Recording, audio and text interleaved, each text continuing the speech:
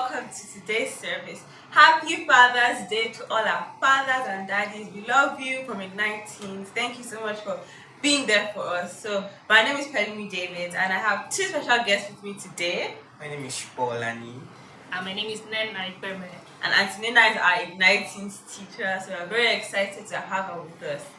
For this service, we are going to be talking everything money. Money matters, and we're very excited because money is clearly important in our lives. We need money.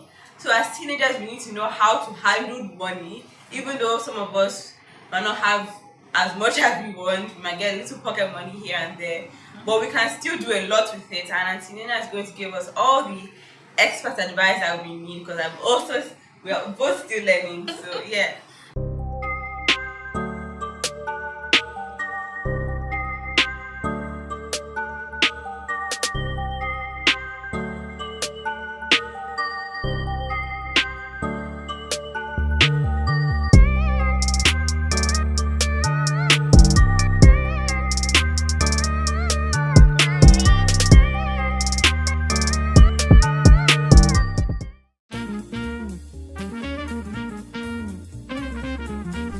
Budgeting allows you to track your spending and manage your money. Research shows that if teens have good financial habits when they grow up, they will be financially responsible adults. To get started, you will want to identify some sources of income. This money you receive from a job or your weekly or monthly allowance. Other sources would be birthday, Christmas, or graduation money from friends or relatives. Once you have figured out where you're getting your money, it's time to write a list of things you spend your money on consistently. If you aren't sure, you can take a look at the detailed transactions in your bank account over the course of a month to get an idea. Examples would be gas, insurance, going out to eat, movies, entertainment, school lunches, clothing, school supplies, or rent or laundry if you're in college. Simply said, the difference between the two is your savings. Consider saving some of the income as a safety net in case there are unexpected or emergency expenses. Consider donating a portion of your income or savings to charities if you have the ability to do so. It's important to see where your money comes from and where you spend it. Try recording each purchase for a month to get a picture of where your money is going. This will help you budget when it comes to buying those nice-to-have items versus those need-to-have items. This may also help keep your spending on track. You can also ask your parents for help. Have them show you their budget. What does their income get spent on? What percent of their income do they save each month? What percent of their income goes to charity? A key component to budgeting, believe it or not, is saving. Saving can help you build toward wealth. Easy categories may be monthly, spending, savings, and donating accounts. Money that is saved can either be deposited into your savings account, or invested, or donated, or used for a special fun night out. Easy rule of thought would be to spend 70%, save 20%, and donate 10%. Specifying percentage goals is a great way to stay on track with a budget. You can create a budget in Excel, or you could use a mobile app or website to help with the budgeting, saving, and tracking. There are several on the internet that can help you with managing money, getting out of debt, tracking expenses, or help with saving. Budgeting is a tool which, if you can make a habit of, will help you build towards wealth for your future. So firstly, how can we make money as teenagers? Because I know we complain that we are broke, that we have to go to our parents that, oh, I want money. We want to have our own. So how can we make money for ourselves, Auntie Nina? Interesting. You know, I'm also going to learn. So I'm going to throw some questions at you guys. But so tell me, do you remember the last money you made, or what was the last income you had? How did you get it? Just relax and tell me. Did someone dash you? What was the last money you had? Well, maybe my aunt just visited my house. Then when she was leaving, she just dropped like 1,000. Yeah. Just because you're a fine boy. Or what? Like she just, she's in the goodness of her heart. She just dropped the money. Okay. But just now, let's change that narrative, that story that day. Let's assume your auntie came and she had come with a car, okay, and when she was just about to go, she saw that the tire was now clean, the car inside was so, really, really clean, and you had all the while, maybe when auntie was gisting with mommy and daddy or whatever they're doing, you had gone to wash the car very well. What do you think that 1,000 would be? Like, what do you think she would have given you? Exactly. Yes. And you know, just let's even assume that you had just done it from the goodness of your heart.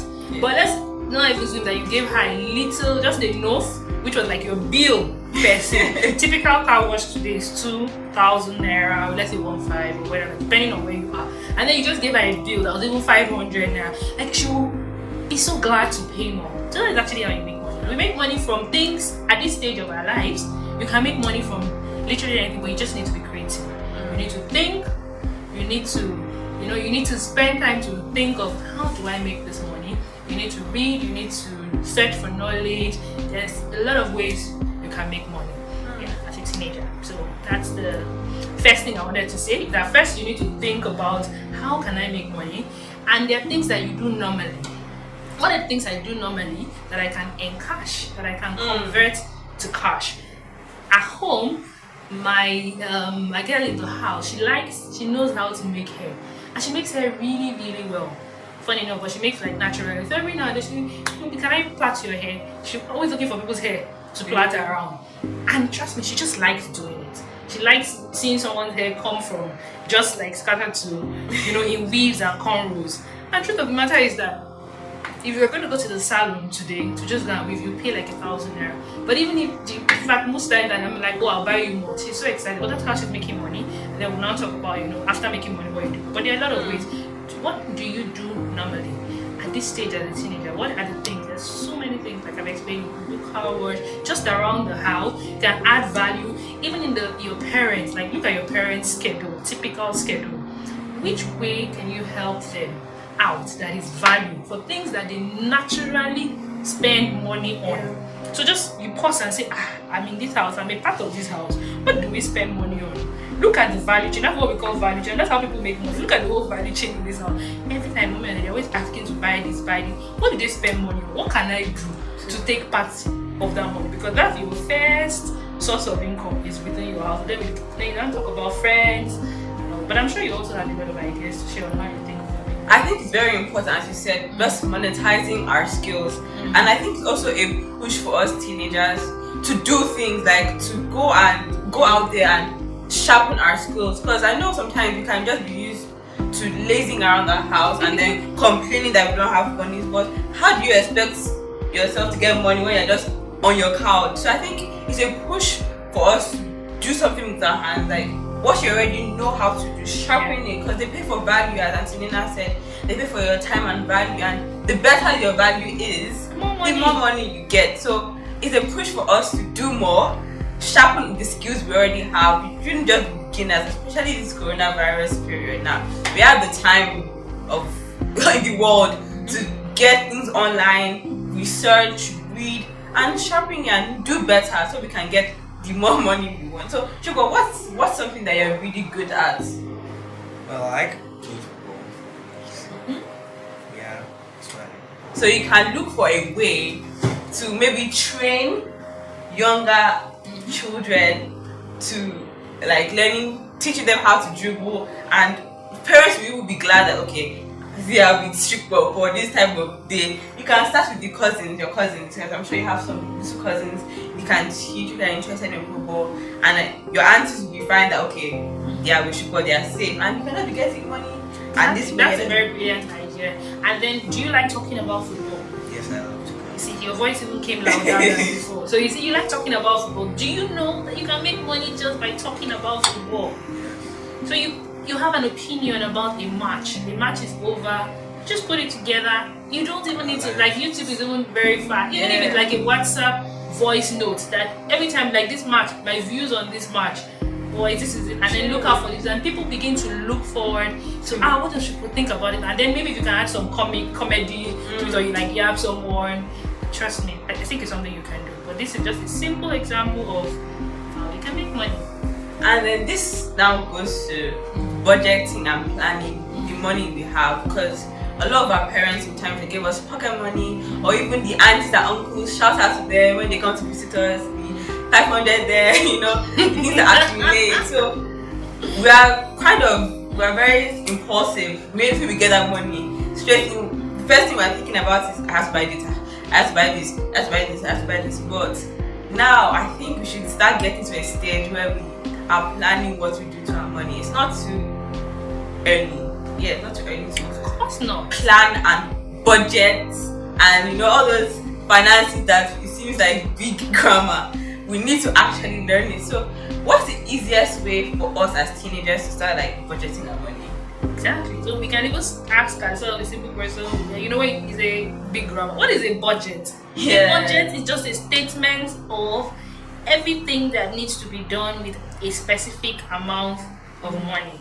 So when you budget your money into what? Spend money, savings money, and then under spend money we have subsets within spend money per se.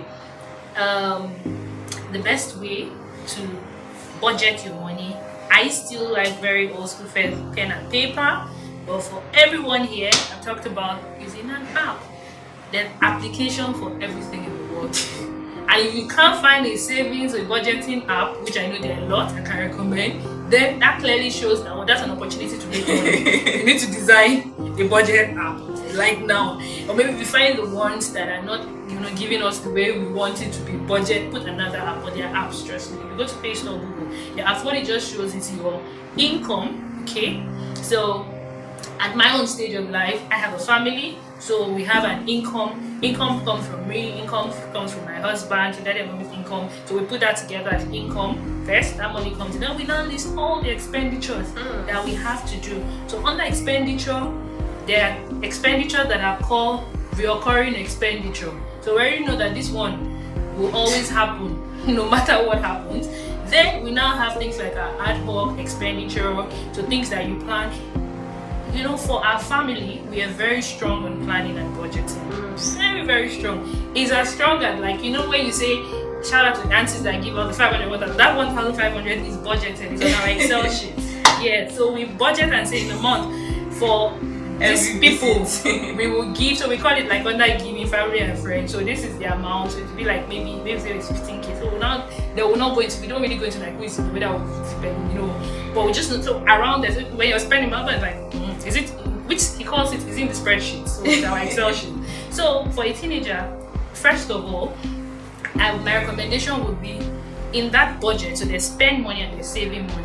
Your saving money should be bigger than your spend money, because I don't even know what you need to spend money. I know you talked about data. There are things we spend our money on, okay? But please, your saving money at this stage of your life should be way, way more than your spend money. You can do a ratio to it. So, but what ratio do you think is right? 10%. Is what? Is what? 10 is for what? Yeah? 10 is for spending or saving? No saving. 10 for saving. You have to spend 90% of that. So I will challenge you to increase that 10. You need to save more. You really need to save more, okay? And then we'll talk about I've explained. We'll just talk about how you save.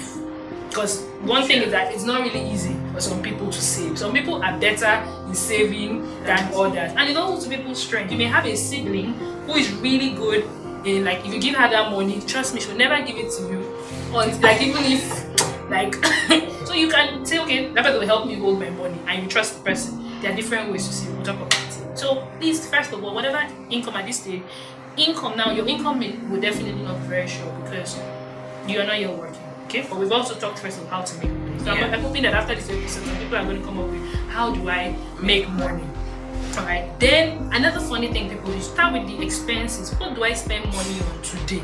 It will also even inform you how much money you need to make. Because by the time some people at this stage, you put down all the things you have to do with money. You're like, hey, I need to be making at least this amount of money. Sure. Yes, that's money. And one tip I got when I was younger was I spent 40 and saved 60. Wow, that's a lot. That's good. So have you been doing that?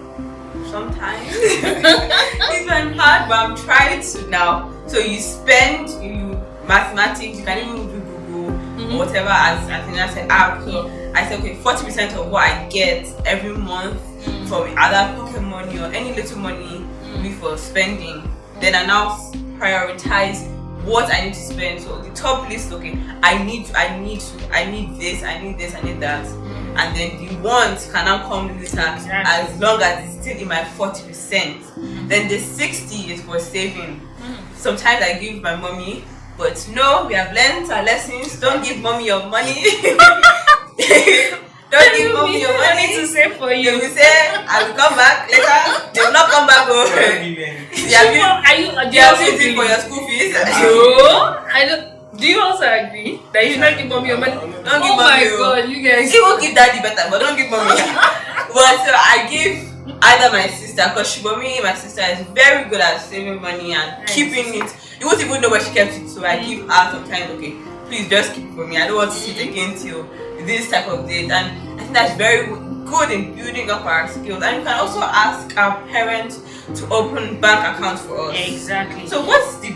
Because sometimes it's confusing. Should we open a savings or a current? but it's simple. It's a save. What do you think you should open? Saving. It's a saving. Like we say, you're trying to save. The challenge with the current account is that there are charges that go with it. But a savings account, it just means I will save the money for you, and you can open that account at any age. Yeah. So it's really, really important. I think the other day in the teen shirt we talked about, and Bolu shared some other ideas of investment, like without not necessarily a bank account, but some of these savings apps. So there are apps that you give money to. I think the safest thing for now is just a bank account. That is when I was a teenager, I had started saving money. I've shared this so many times with you guys. I had a small business. I used to buy chicken, and I'll fry it, and then we'll sell it in my mom's shop. And I was literally making like 50% profit. And that's when I understood. And it's also things that informed, in this future life, that I knew that food business, you don't ever get it wrong. Yeah. With food, you can make like 100% profit, or even 50%. Like if you put in 100 naira, be sure you get at least 50 naira on top. There's no, I'm not sure it will happen. So I started doing that, and then I would save the money. Obviously, one of the tips as Christians do to ensure that your money grows is to tithe. Yeah. So I started tithing at an early age. 10%. So I do 10%, and now I try to challenge myself to do more than 10%. And I tithe, Football, you're smiling. Do you have a different thought? Are you? Do you think? Okay, So any little money that we get, even that 500 naira, try to plan from now. I remember I was reading John D. Rockefeller's story, and I heard that any little thing he gets is always tithing from a little boy. I no wonder he's a business magnate and massive in philanthropist. Exactly. So it doesn't come by accident. All this wealth that we see sometimes, people are giving. So it's also better to give than to receive. And then before we read our scripture, I think we need to talk about loving money and the drive. Just the money is our goal sometimes, and it can be very misleading. Yeah. So I want to ask Auntie Nina, because obviously I'm still rich. No. Well, money is good. So let me answer the question. Money is good, actually. People believe that money solves all things, but I don't believe in that. I don't think that's the truth. Money is good, just like every other thing in life is good. So the challenge is when we value money, over a lot of other things. Now, what does the scripture teach us about money and the love of money? So we clearly know that it is the love of money that is bad. It's not that money itself. Actually, the Bible says that money answers all things. Money actually answers a lot of the problems you have. Money, you can solve the thing, but you do not have to love money. And I think Bible uses love there because it's a strong feeling. You don't put money, because if you love money so much, trust me, you can kill. You can kill. You can do anything. Exactly. You can do anything. Like, I want to blow. That whole feeling. Yeah. But guess what? Do you know you can blow without money? You may not believe, but I'm telling you, people want to feel like I want to blow. The idea of blow is money, but it's zero your mind. Okay, what is blow? What is blow? Like, where is it blow? Just to become famous. Thank you. Today, it looks to me that you have to have some stack of dollars that you show in your Instagram page, then you are now going to have. No, but trust me, there are people that you can be famous for something else. So I just feel like we should not love money so much. We should just see money as a tool. Believe that God is your provider, and that's the difference between us. Believe that God is your provider. Believe that I have an all-sufficient Father, meaning no good thing will He withhold from me, and that's how I choose to live my life. Sometimes it's I have things that I want to do. I don't even have the money, but I believe it will be done. Okay, and so please let's not fall so much in love with it. Let's work hard. Money is just, it will come. There are principles to money. If you save the money, it will be there. If you're diligent in all that you do, it will be there. So maybe you can check the scripture and exact words. What does the Bible say about the love of money? So in 1 Timothy verse 6, 1 Timothy 6 chapter 1 Timothy 6 verse 10, sorry. 1 Timothy 6 verse 10. And it says, the love of money causes all kinds of evil. Some people have turned away from what we believe because they want to get more and more money, but they have caused themselves a lot of pain and sorrow. What version is that? That's ERV. Amazing. Just chasing money, so they don't even care who they hurt. Scary. Like Very I've seen scary. siblings fight, kill themselves just because they love money. Like, but please let it not rule over us. Let it not be our Lord. God is still our provider. Yes. And then Proverbs 30 verse 11 says, Money gained by cheating others will soon be gone. Money earned through hard work will grow and grow. that's ERV version as well. So as much as we want to make money, let's look for the legal way, the right way of making money, and not put all our trust in money. Yes, it can do a lot and it can open a lot of doors, but God is still our provider. God is still our ultimate, and God is essentially the one that can work in mysterious ways that even money can't. So that's it for today's service. Thank you for watching. Please treat our fathers today. Yeah, shout out to our daddies. Yes, who provide all the money every now and then. We love you. We love you so much. Happy Father's Day. Happy Father's Day. Thank you so much. And bye.